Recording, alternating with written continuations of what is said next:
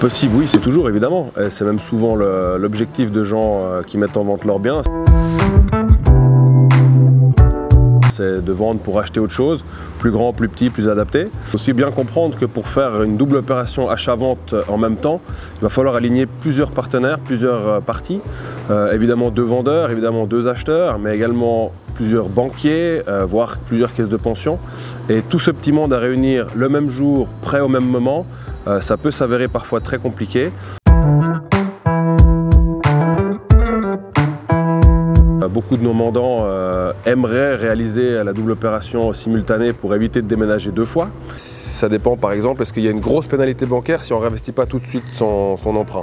Si la pénalité bancaire est énorme, effectivement, ça peut faire sens de devoir absolument acheter quelque chose dans un délai court.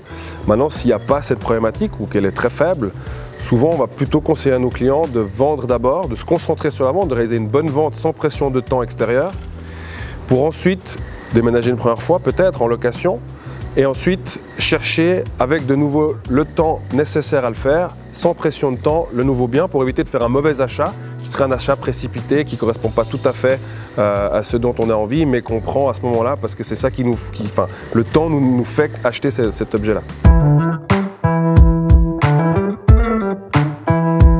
Alors, le risque, c'est d'être pressé par le temps, quand on vend ou quand on achète.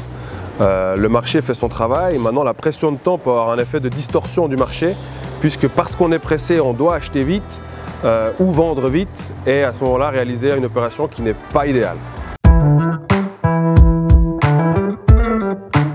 Alors le rôle du courtier il est évidemment multiple, mais le rôle principal ça va rester de vendre la maison ou l'appartement pour lequel il a été mandaté, mais son rôle aussi, ça va être d'aider les gens dans toute cette phase compliquée où il faut aligner les planètes.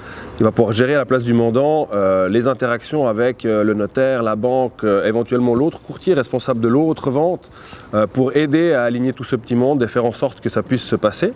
Et puis dans le cas qu'on expliquait précédemment où ce n'est pas le choix qui a été retenu de faire une double opération en simultané, il va pouvoir aider les gens à simplifier leur déménagement de par ses contacts, de par ses partenaires avec qui il a une confiance établie.